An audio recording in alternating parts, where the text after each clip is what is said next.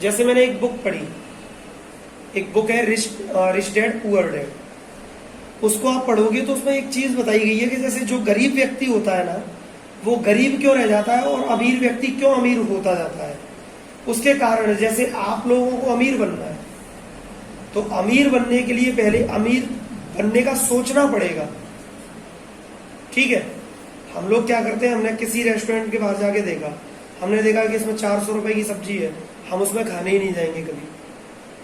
जबकि चीजें क्या कहती हैं कि वहां जाइए, वहां जाने से क्या होगा, आप उन चीजों को देखोगे तो कम से कम जब देखोगे तो आपका मन भी करेगा और आप अपने आप को इमेज करोगे कि हाँ एक दिन मैं यहां भी होऊंगा।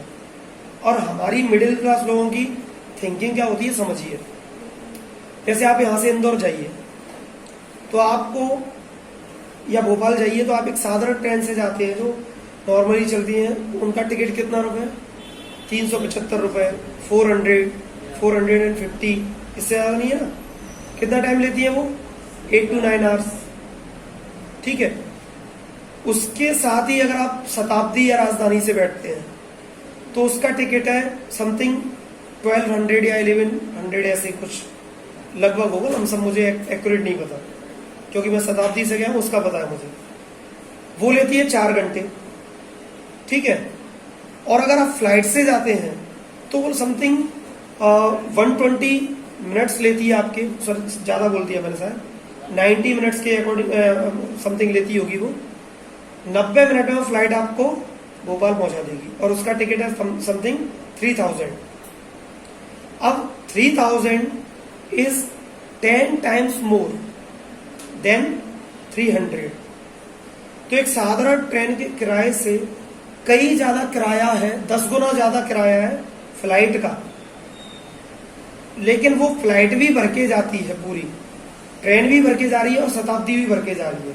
यानी हर ट्रेन में, हर लेवल पर, हर स्टैंडर्ड पर लोग ट्रेवल कर रहे हैं।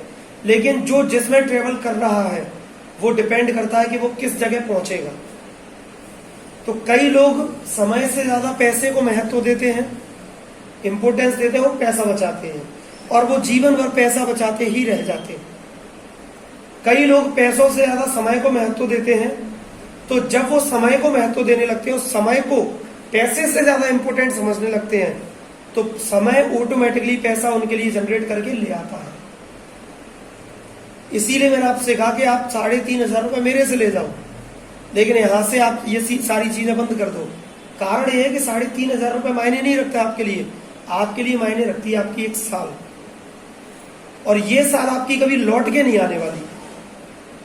कैसे नहीं आने वाली सोचिए, उसको समझिएगा।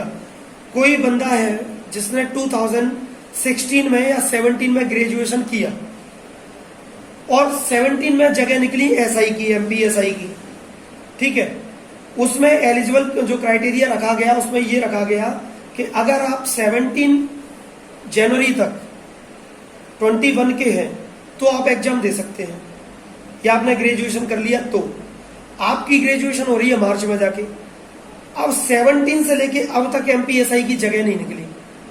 अब वो लड़का 17 मार्च में ग्रेजुएशन करके बैठा होगा, लेकिन अभी तक वेट कर रहा है।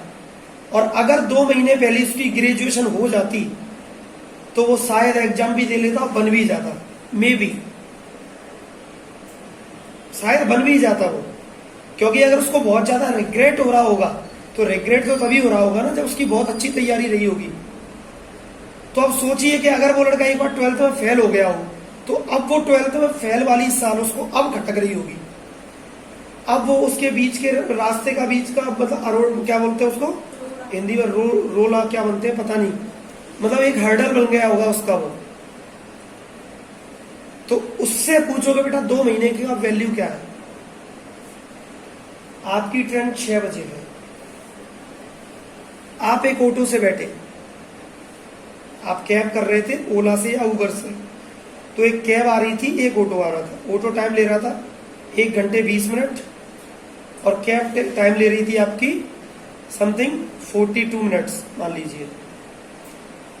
आप स्टेशन पर पहुंचे, पहुंचते पहुंचते आपको थोड़ी देर हो गई, ऑटो लेट हो गया, ट्रैफिक था।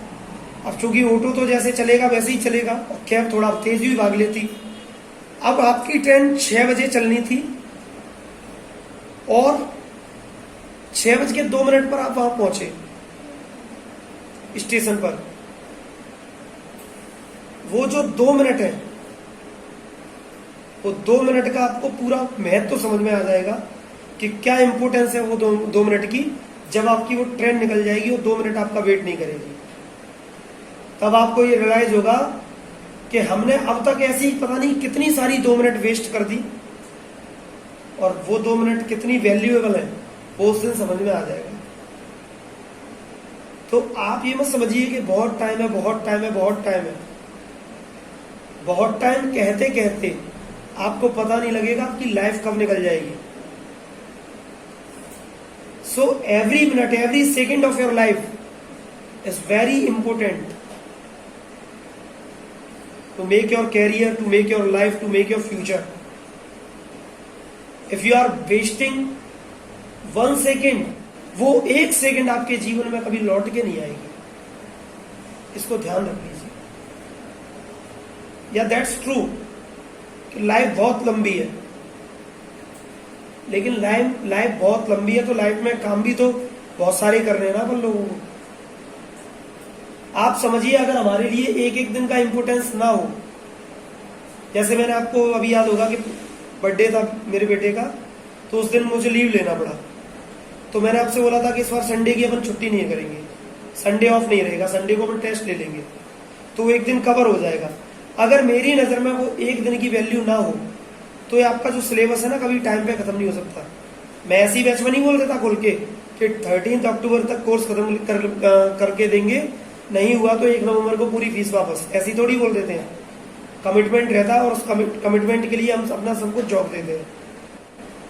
तो इसीलिए मैं आपसे कह रहा हूं कि एक एक टेस्ट का, एक एक दिन का, एक एक सेकंड का वैल्यू आप बहुत है आपके जीवन में, आप उसको इमेज नहीं कर सकते कि कितना उसका महत्व है तुम्हारे लिए। जॉन वुडन ने बोला ना कि make each day your masterpiece. If you want to make your future bright, then you have to work from today. अगर आपको अपना जीवन बहुत अच्छा बनाना है ना, तो आपको आज से ही वर्क करना पड़ेगा। ये कल कल कल कल कल तो कभी आएगा ही नहीं। जैसे मान लीजिए, एक सिंपल सी चीज बता रहा हूं मैं आपको। पर डे के कितने क्वेश्चन कराता हूं? 2। आप पर डे के 2 क्वेश्चन पूरी ईमानदारी से याद करिए, पूरी ईमानदारी से, और याद करके आइए, अच्छे से सुनाइए, लिख के दिखाइए, बिल्कुल भी गलती ना निकले। ये 2-2 क्वेश्चन करके आपका सैटरडे या संडे में टेस्ट होता है। तो जब आप 2-2 क्वेश्चन डेली अच्छे से कर रहे हो, तो आपका टेस्ट कैसा जाएगा? डेफिनेटली अच्छा ही जाएगा। तो आपके जब एक टेस्ट अच्छा जा रहा है, तो चारों टेस्ट कैसे जाएंगे? अच्छे ही जाएंगे। जब चारों टेस्ट अच्छे जा रहे हैं, सारे वीक्स अच्छे गए अपने, तो मंथ कैसा जाएगा? अच्छा ही जाएगा। और जब हर एक मंथ वेस्ट जा रहा है, तो फिर पूरा रिजल्ट कैसा जाएगा? ईयरली अच्छा ही जाएगा, सीधी सी बात है। तो उस ईयरली रिजल्ट को अच्छा बनाने के लिए you have to work from today, you have to give your 100% today. Suppose that you are thinking about only your future, you are thinking about only tomorrow, कभी नहीं आएगा वो कल। तो कभी पास्ट के बारे में मत सोचो, वो निकल गया।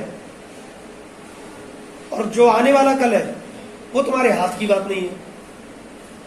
हो सकता है तुम बहुत अच्छी तैयारी करके जा रहे हो, कुछ ऐसा घटित हो गया कि तुम एग्जाम ही नहीं दे पाए, तो फ्यूचर कंट्रोल में नहीं है। लेकिन कंट्रोल में क्या है? प्रेजेंट। उस आज में मेहनत कर सकते हैं, और जब आज अच्छा होगा तो कल तो अच्छा होना ही है। कहते हैं ना, present is the mirror of future. If you want to see your future, then focus on your present. अगर आपको अपना भविष्य देखना है, तो आप अपने वर्तमान पर ध्यान देना शुरू कर दीजिए। सिंपल सी चीज है।